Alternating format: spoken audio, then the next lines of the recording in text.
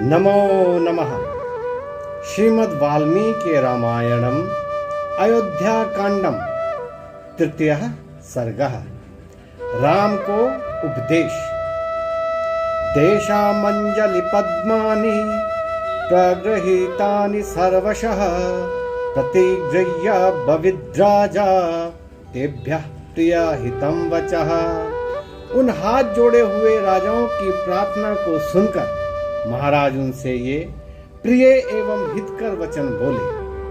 अहोस्मि परमः प्रीतः प्रभावश्चातुलो मम यन्मे ज्येष्ठं प्रियं पुत्रं यौवराज्यस्थं इच्छथ। अहो, मैं बहुत प्रसन्न हूँ। यह मेरा महान सौभाग्य है जो आप लोग मेरे ज्येष्ठ और प्रिय पुत्र राम को युवराज बनाना चाहते हैं। इति प्रत्यर्च तन्नाजा ब्राह्मणानिदमब्रवीत् वसिष्ठं वामदेवं च तेषामेव प्रशन्वताम्। इस प्रकार नगर और जनपद के प्रमुख लोगों को प्रसन्न कर उन्हीं के समक्ष महाराज दशरथ ने वशिष्ठ और वामदेव आदि ब्राह्मणों से कहा। चैत्र श्रीमानयं मासः पुण्यः पुष्पितकाननः यौवराज्याय रामस्य सर्वमेवोपकल्प्यताम्। इस श्रेष्ठ और पवित्र चैत्र मास में जिसमें वन पुष्पों में सुशोभित हो रहे हैं, श्री राम के राज्याभिषेक की तैयारी कीजिए। राज्यस्तु परते वाक्ये जनघोषो महानभूत शनैस्तमिस्मन् प्रशान्ते च जनघोषे नराधिपः। वसिष्ठं मुनिशार्दूलं राजा वचनमब्रवीत् अभिषेकाय रामस्य यत्कर्म परिच्छदं तद्दज्य भगवन् सर्वाम् आज्ञापयितुमर्हसि। महाराज दशरथ के वचन समाप्त होने पर महान जनघोष हुआ।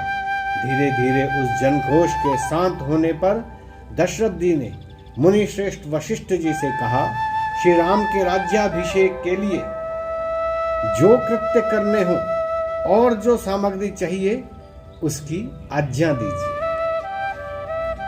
तच्छ्रुत्वा भूमिपालस्य वसिष्ठो द्विजसत्तमः आदिदेशाग्रतो राज्यः स्थितान् युक्तान् कृतांजलिन्।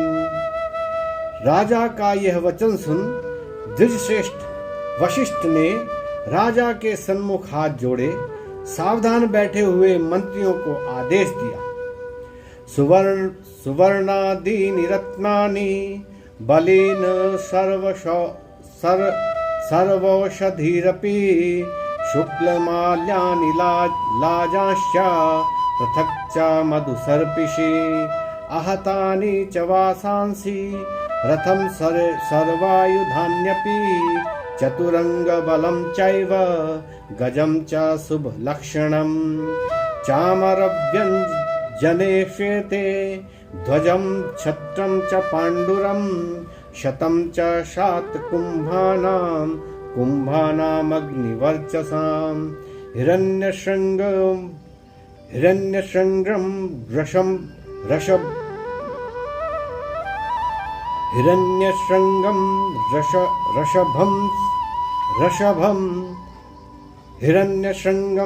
ऋषभं समग्रं व्याघ्रचर्म च यच्चान्यत् किञ्चिद्द्रष्टव्यं तत्सर्वम् उपकल्प्यताम्। सुवर्ण आदि रत्न, बलीन यज्ञ की सामग्री और सब औषधियां, श्वेत पुष्प की मालाएं, लाजा, धान की खीले, पृथक पृथक पात्रों में शहद एवं घृत, नए वस्त्र, रथ और सब अस्त्र शस्त्र, चतुरंगिणी सेना, शुभ लक्षणों वाला हाथी, 2 चवर, सफेद ध्वजा और छत्र, अग्नि के समान दैदीप्यमान स्वर्ण निर्मित 100 कलश, स्वर्ग के स्वर्ण के मढ़े हुए सींगों वाले बैल, अखंडित अर्थात नखादि सहित व्याघ्र चर्म तथा और जो कुछ चाहिए सब तैयार करो। आबध्यतां पताकाश्च राजमार्गाश्च सिच्यताम् एवं व्यादिश्य विप्रौतौ क्रियास्तत्र सुनिष्ठितौ कृतम् इत्येव चाब्रूताम् अभिगम्य जगत्पतिं ततः सुमन्त्रं द्युतिमान् राजा वचनमब्रवीत्। चारों ओर पताकाएं बांधी जाए और सड़कों पर छिड़काव कराया जाए। इस प्रकार वशिष्ठ और वामदेव ने मंत्रियों को आज्ञा देकर तथा सब कामों को ठीक ठाक कर महाराज के पास जाकर इन सब बातों की सूचना दी।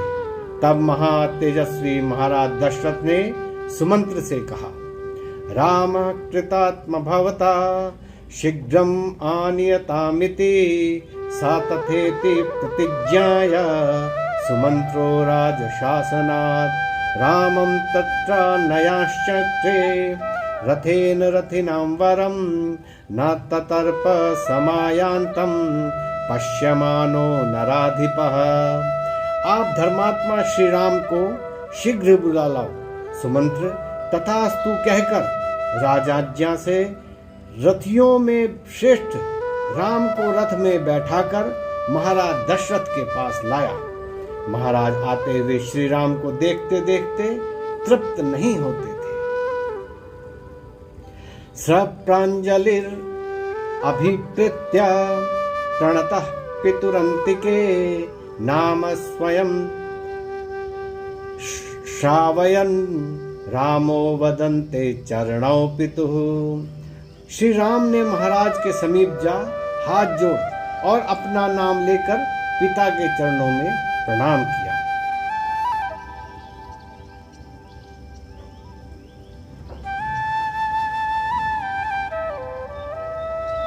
तम दृष्ट्वा प्रणतं पार्श्वे कृतांजलि पुटं नृपः ग्रहांजलौ समाकृष्य सस्वजे प्रियमात्मजं तस्मै चाभ्युदितं सम्यं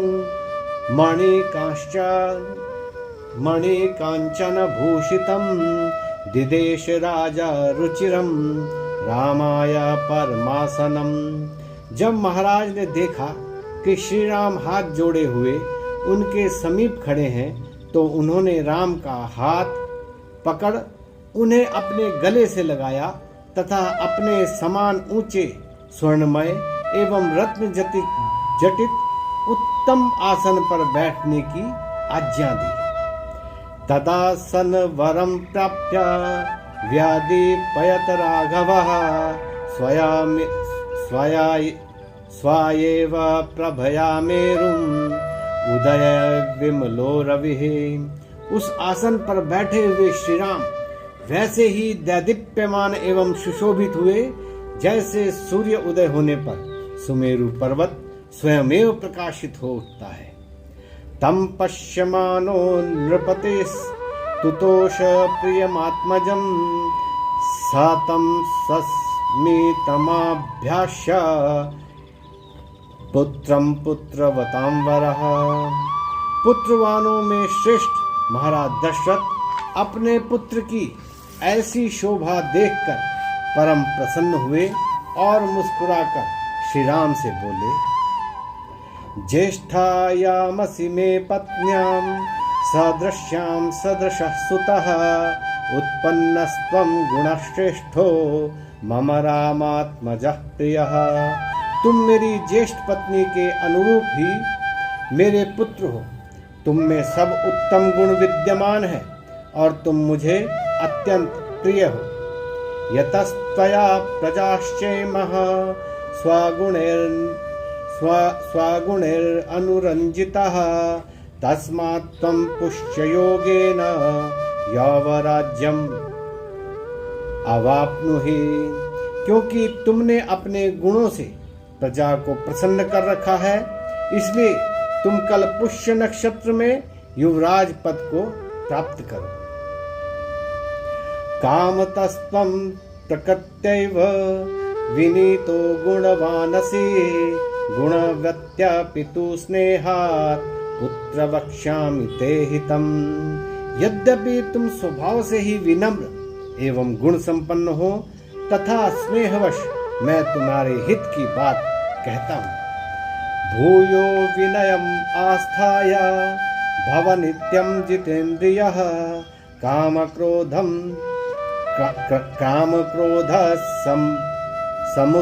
समुत्थानि त्यजेथा व्यसनानि च। तुम्हें योग्य है कि और अधिक विनय को धारण करके सदा जितेंद्रिय तथा काम और क्रोध से उत्पन्न व्यसनों को छोड़ दो। परोक्षया वर्तमानो वर्त्या प्रत्यक्षया तथा आप अमात्या प्रभुति सर्वः प्रकृतिश्चानुरंजया। परोक्ष अर्थात दूतादि द्वारा और प्रत्यक्ष अर्थात स्वयं जांच पड़ताल की वृत्ति को धारण करके अमात्यादि सब प्रकृतियों को सदा प्रसन्न रखो। कोष्ठागारा युधागारय कृत्वा सन्निचयान् बहून्, तुष्टानुरक्त प्रकृतिर्य पालयति मेदिनीम्। तस्य नन्दन्ति मित्राणि लब्ध्वामृतमिवामरः, तस्मात् पुत्र त्वमात्मानं नियम्येवं समाचर। अन्न के भंडार को तथा अस्त्र शस्त्रों के भंडार को सदा अन्न और अस्त्र शस्त्रों से के संग्रह से बढ़ाते रहो। देखो, जो राजा अपनी प्रजा को प्रसन्न रखकर राज्य करता है, उससे उसके मित्र ऐसे ही प्रसन्न रहते हैं जैसे देवता अमृतपान से प्रसन्न होते हैं। अतः हे वत्स, तुम अपने आप को संयम में रखकर जैसा मैंने कहा है वैसा ही आचरण करो। तच्छ्रुत्वा सुहृदस्तस्य रामस्य प्रियकारिणः, त्वरिता शीघ्रमभ्यत्य कौशल्याय निवेदयन्। महाराज दशरथ के वचन सुन श्री राम के प्रियकारी मित्रों ने यह शुभ संवाद तुरंत महारानी कौशल्या को जा सुनाया। साहिरण्यं च गाश्चैव रत्नानि विविधानि च, व्याधिदेशा प्रियाख्येभ्यः कौसल्या प्रमदोत्तमा। स्त्रियों में श्रेष्ठा कौशल्या ने इस शुभ सूचना को सुन संवाद देने वाले को सोना, विविध रत्न और गोए देने का आदेश दिया। अथाभिवाद्य राजानं रथम आरुह्य राघव, ययौ स्वयं द्युतिं द्विष्म जनोघ प्रतिपूजितः। इतने में श्री राम भी महाराज दशरथ को प्रणाम कर और रथ पर आरूढ़ हो अपने सुंदर भवन की ओर गए। मार्ग में लोगों की भीड़ ने उनका अभिनंदन किया। नमो नमः।